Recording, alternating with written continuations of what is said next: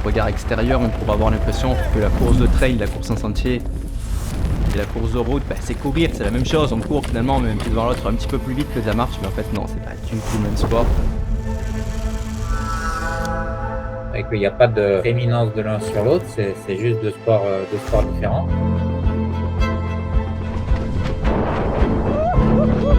Tu as du travail au niveau quad, au niveau fessier qui n'est pas du tout la même chose. Tu n'apprends pas à monter, tu n'apprends pas à marcher, tu n'apprends pas à utiliser les bâtons. It's not about legs that running, no. It's not about the body, no. It's not about the money, no. It's about how strong you are, how your mind is, how strong is your mind is. Pour l'ultra trail, c'est pas aller le plus vite possible, c'est tenir.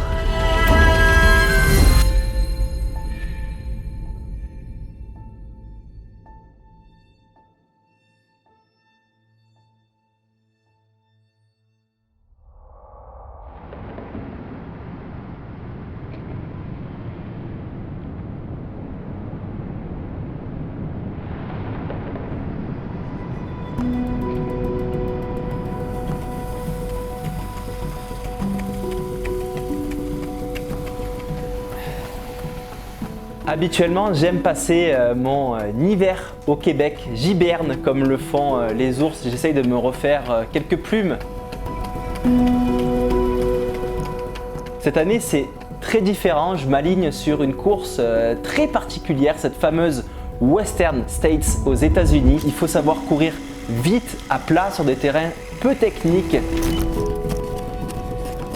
Il faut en même temps réussir à supporter une relative altitude et il faut surtout résister à des températures extrêmes.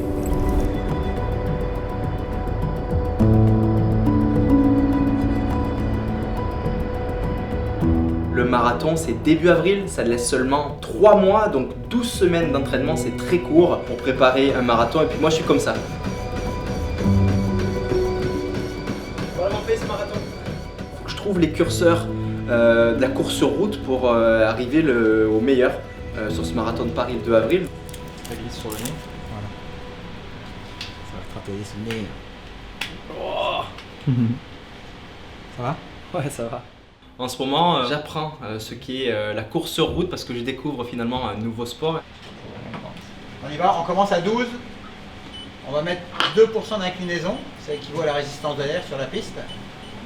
Allez, commence à jogger tranquille. Au regard extérieur, on pourrait avoir l'impression que la course de trail, la course en sentier et la course de route, c'est courir, c'est la même chose. On court finalement, on met un pied devant l'autre un petit peu plus vite que de la marche, mais en fait non, c'est pas du tout le même sport. Maintenant, allez.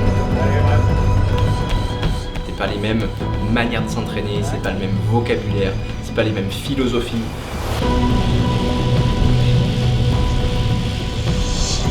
On les voit les plus motivés à ce heure-ci, hein? 45.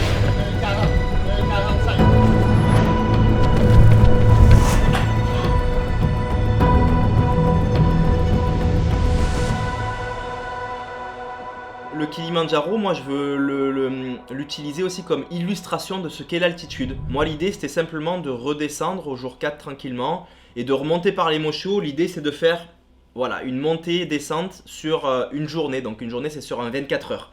De performer en très haute altitude, ça impose vraiment un programme de préparation totalement différent que pour le marathon et que pour la Western States. Une acclimatation complète, elle va prendre 400 heures d'exposition continue au-dessus de 3000 mètres. Et tant qu'on n'a pas fait ces 400 heures, notre corps n'a pas mis en place tout ce qu'il peut mettre en place pour s'adapter à la baisse de la pression atmosphérique. Si tu veux profiter de ton stage au Kenya, il faut que tu sois raisonnable sur tes velléités sur le Kili. Et moi, je pense que pour une première fois, avec la préparation hypoxique que tu as, moi, je garderai la première option de rester avec le groupe et de faire le sommet tranquille. Ok. Merci beaucoup Pascal, belle fin de journée. Ciao. Au revoir. Ciao. Pour moi, 5008, c'était pas si énorme, mais finalement, oui, c'est énorme. Il y a des gros objectifs qui arrivent dans le marathon de Paris, dans la Western States, peut-être une UTMB. C'est pas un projet si simple que ça. Et tant mieux, c'est ce qu'on aime dans les aventures.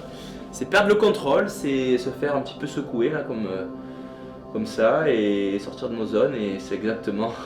Ça me stresse, ça me fait peur, mais c'est ce que je vais chercher à chaque fois, je le redis. Donc voilà comment je me sens à 10 jours d'aller sur le Kilimandjaro.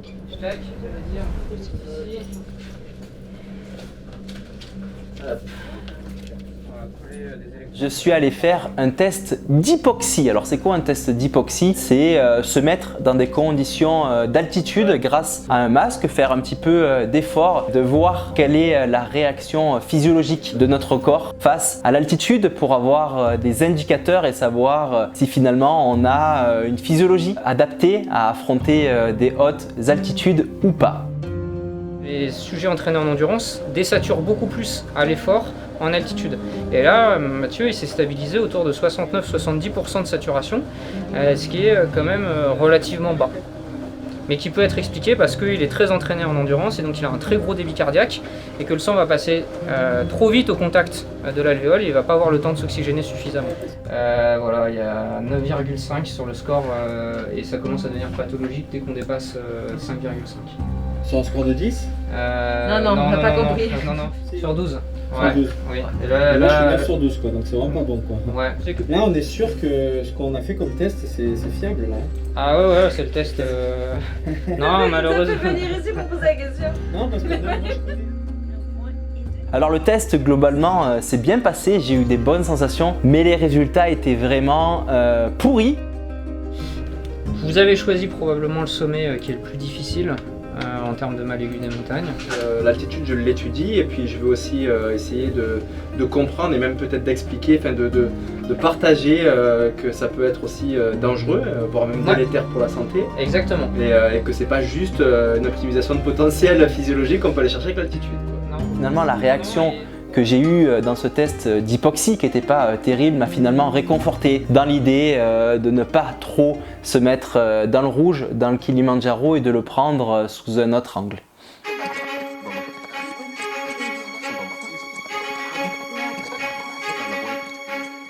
Pour s'acclimater, il y a deux possibilités. La première, tu mets un masque en altitude, tu te couches et puis t'attends que les effets arrivent. Je trouve ça plutôt ennuyeux, mais il y a une seconde solution, c'est de s'acclimater en kiffant dans un environnement qui est vraiment, vraiment magnifique. Samba, samba.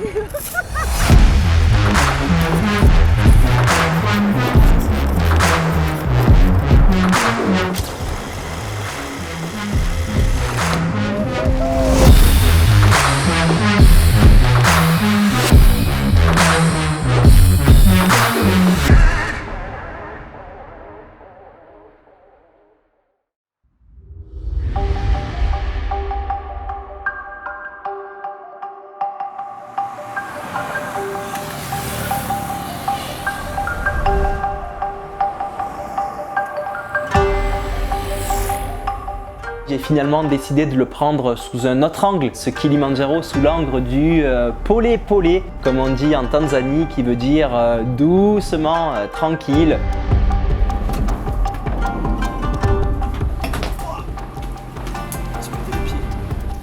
J'ai voulu le faire de manière un petit peu plus sécuritaire aussi, et c'est pour ça d'ailleurs que j'ai choisi de faire l'aventure avec Terre d'Aventure. Je m'appelle Abed Ndoye. Je suis guide des montagnes, je fais les ascensions, montées et descendre avec Kilimandjaro. 2300 mètres, ouais. C'est pas très haut, ça va. Ça va. Après, nous, on va faire ça. Pour faire les Kilimandjaro, monter et descendre, minimum, on fait entre 5 et 6 jours. Nous, on va changer un peu, on va faire tout ça en 4 jours. Les étapes, on les enchaîne.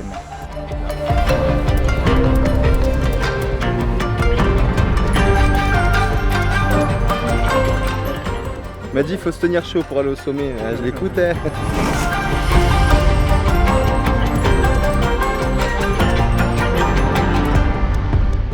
Là, c'est l'heure de partir. On vient d'arriver à la gate de l'Emosho. On va commencer l'ascension du Kilimandjaro et puis je crois que quand on appuie sur le bouton Start, Killing.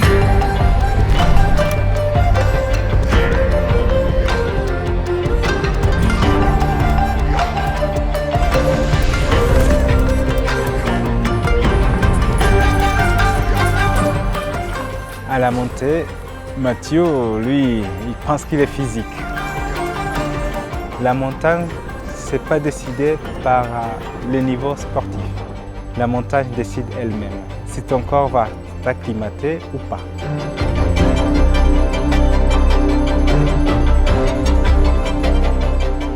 Mathieu, il va voir s'il peut faire beaucoup plus ou moins que ce qu'il avait dans la tête.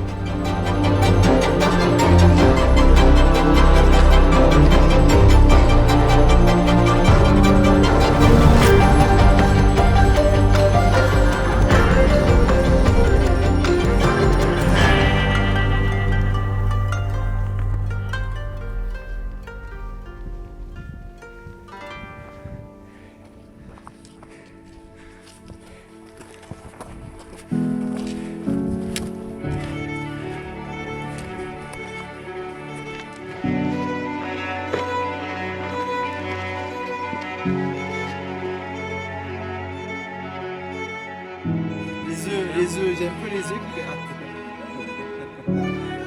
Là, on est en train de vérifier la saturation à 4500 mètres. 4006. 4006. Parce qu'il coûte cher. Ça descend, ça descend. Bim, 91. Alors, who is the king of the acclimation of the king? The oxygen is in me.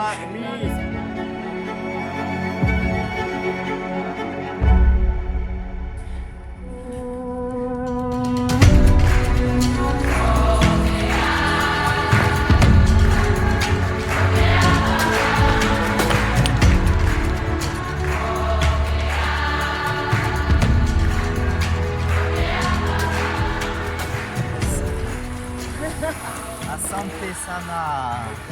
Ça venait un petit peu ça. Bain de pied au Kilimandjaro. J'aurais dû me laver le visage avant. Ah ouais. Ah ouais. Ça aurait été une meilleure idée ça. Ah oui. Ah ouais. Ça sent les pieds. Ah oui. Voilà. Si c'est ça c'est pas une douche de luxe. On est sur le dernier camp Barafou avant de tenter l'ascension finale du sommet du Kilimandjaro.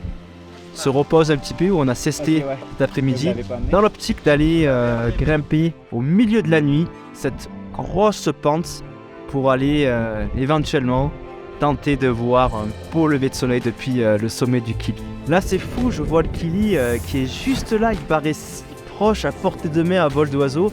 Mais en fait, il est si loin quand on ajoute le paramètre physiologique de l'altitude parce qu'on va passer la barrière des 5000 mètres.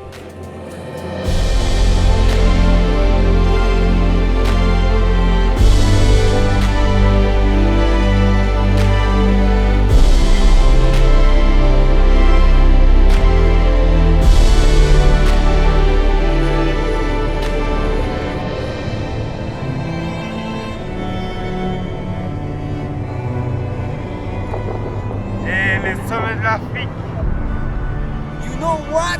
The sun is rising. Do you wanna see that? Come on.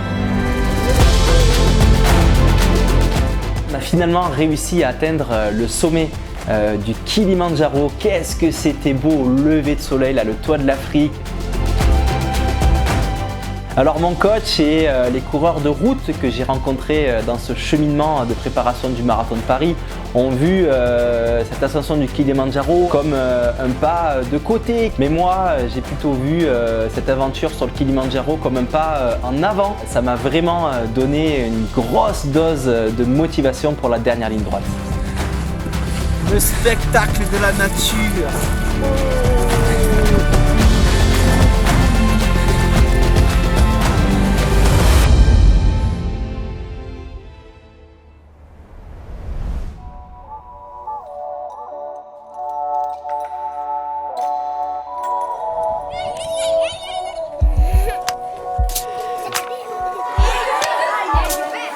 On sait tous que les Kenyans dominent le monde de la course à pied sur route et puis moi, je veux savoir c'est quoi leur secret. Alors quoi de mieux qu'aller leur rendre visite directement chez eux au Kenya sur les hauts plateaux d'Iten pour comprendre comment ils fonctionnent, comment ils s'entraînent à ces altitudes au-dessus de 2000 mètres.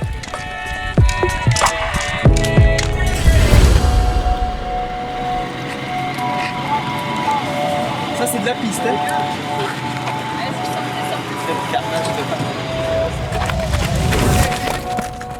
La philosophie d'entraînement au Kenya, c'est qu'elle est un petit peu militaire. C'est un mix de passion, d'abnégation.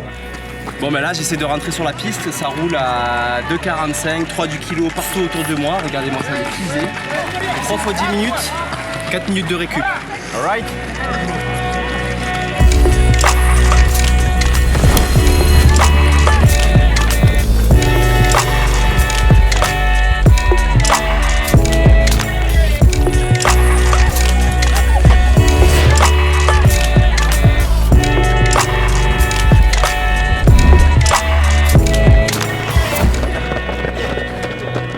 Alors même si j'avais fait l'ascension du Kilimandjaro la semaine avant mon arrivée au Kenya, les premiers jogs n'ont pas été de tout repos. Le cœur qui battait, la chamade, la fréquence cardiaque au plafond, le souffle court. J'ai vraiment pris une grosse claque au début. Laissez-moi redescendre au niveau de la mer s'il vous plaît. Oh les fusées ils s'arrêtent plus. Arrêtez-vous. Oh putain. On dirait que ça jog. Easy. T'es derrière eux, ils respirent pas. Ça va, c'est redescendu à 110. On voit bien. Je suis monté à 180, 185. Ça a battu aujourd'hui.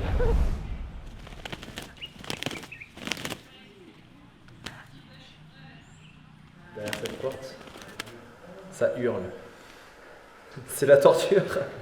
C'est là que je vais me faire masser. Ça va? You need hard massage? I need just a cool massage. Okay. Let me heal you.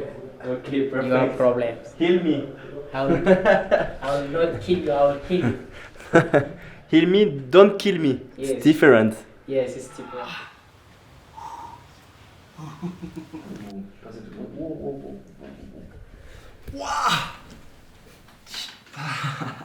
Aïe, aïe, aïe, aïe. Je vais vomir. Aïe, aïe, aïe. Aïe, aïe, aïe. Me tue. Ah, c'est affreux.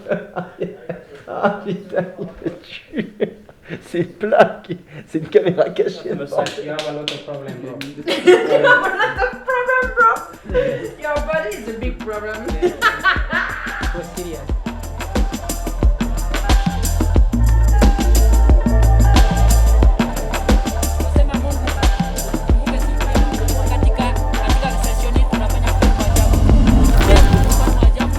Ce fameux fartlek kényan qui est aussi un symbole de ce pays, après les terres rouges, après le stadium de Eldoret, me voilà au départ de cet entraînement très spécifique local. Alors ce jour-là on avait des 1 minute.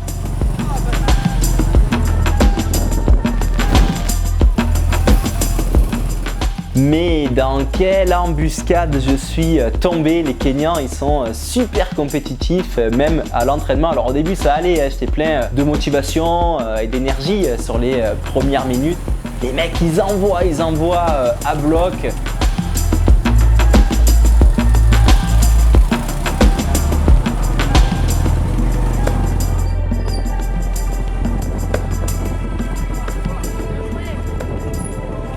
Cette souffrance kenyane. Ça a été une vraie descente aux enfers, mais je me suis accroché, je suis allé jusqu'au bout. J'étais complètement détruit alors que c'était un simple entraînement du quotidien des Kenyans. On ne peut pas se considérer coureur quand on ne les a pas vus les Kenyans. Oh là là là là. On met l'ego dans la poche là. Je suis un débutant quoi. Oh la misère qu'ils m'ont mis, mais regarde ils sont juste devant les premiers. C'était galère qui change de regarde, je vais les doubler. Je vais dégueuler quoi.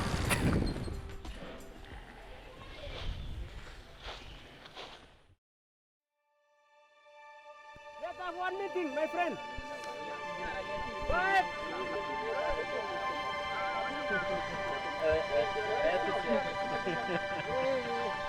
In Kenya, athletics is a culture, it's a way of work. Competition is very high in Kenya and lack of opportunities of jobs, employment is high. Over the years it has built up as a centre of running, and it now has acquired the status as the home of champions, partly because of the success. running has brought to the local area.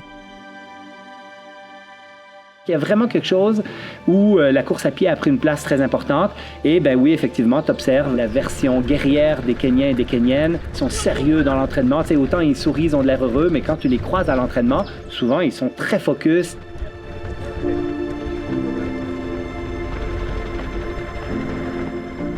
Le plus important, je pense, que j'ai pris des Kenyans, c'est vraiment leur mentalité. Le fait qu'en fait, eux, ils veulent seulement être les meilleurs et il n'y a rien d'autre.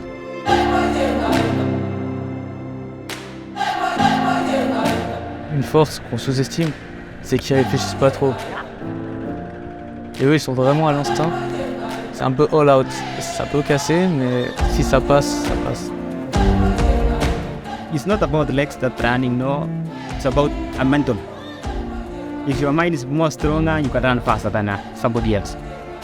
If you settle your mind, just become calm, and you just focus, at the end of the day, you will achieve what you want. But somebody from Europe, they can't beat an African guy. It's a culture. For me, it's a culture that I can't allow somebody from Europe to beat me in race. I always train hard, I just train hard because in my home, maybe there's somebody spending on me, or maybe I want to buy a land, or maybe I wanted to build my house. You had to make you run fast as you can. It's to develop your family, develop your friends, develop your parents, your lifestyle that you want, because everybody has a kind of life that you want to live in life.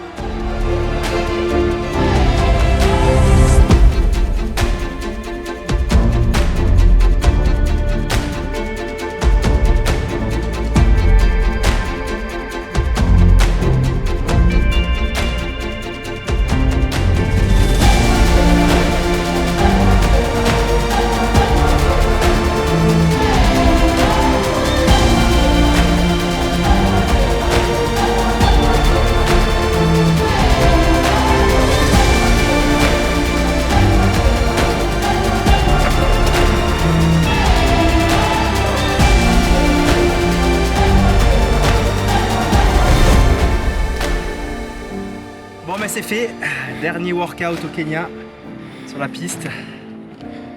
Le travail est fait, 3 mois, depuis début janvier au Québec, dans la grosse neige à moins 30. Là ça sent la fin. Incroyable.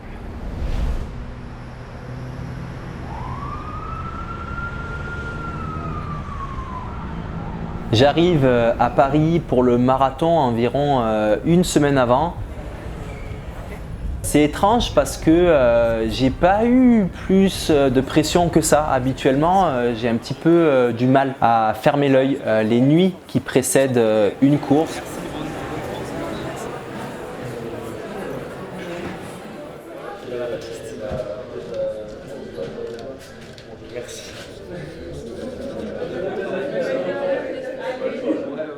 J'ai pas trop d'indicateurs en fait sur comment je vais être demain au marathon.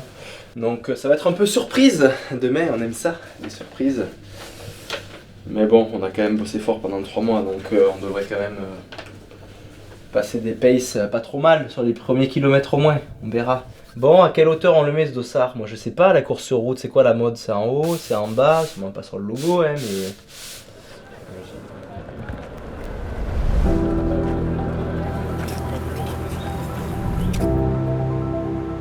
Mes objectifs étaient déjà remplis. Je rappelle que mon objectif principal était de gagner de la vitesse pour la Western States qui arrivait quelques semaines plus tard.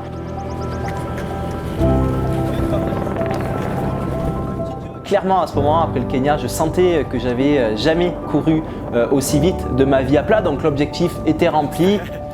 Que finalement ce marathon de Paris venait un petit peu comme une cerise sur le gâteau, ce qui faisait baisser drastiquement la pression.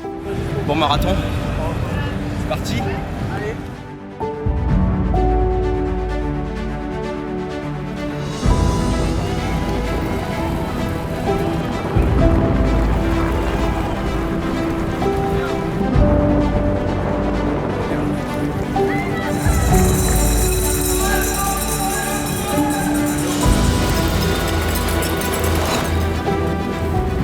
Sur un marathon, à la différence d'un ultra trail, j'essaye de contrôler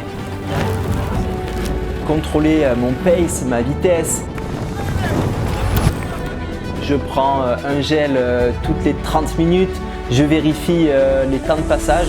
Voilà, en marathon, j'ai plus la sensation d'être un musicien qui lit sa partition plutôt qu'un musicien qui improvise comme je fais dans mes ultra-trails.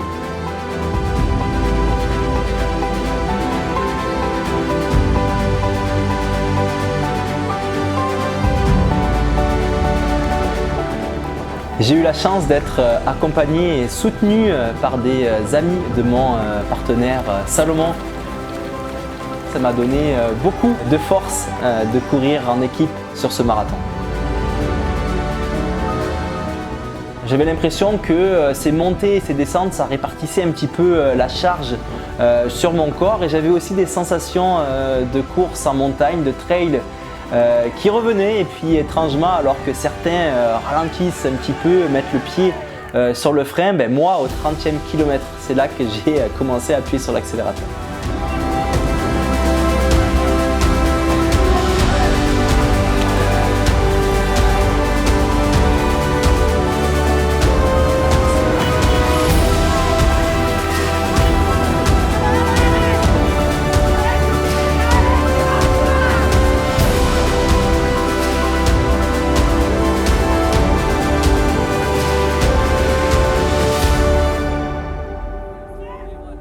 Depuis la piste de course à Montréal en plein hiver, en passant par le sommet du Kilimandjaro, les hauts plateaux du Kenya et le marathon de Paris, je crois que j'ai bossé fort, vraiment très fort.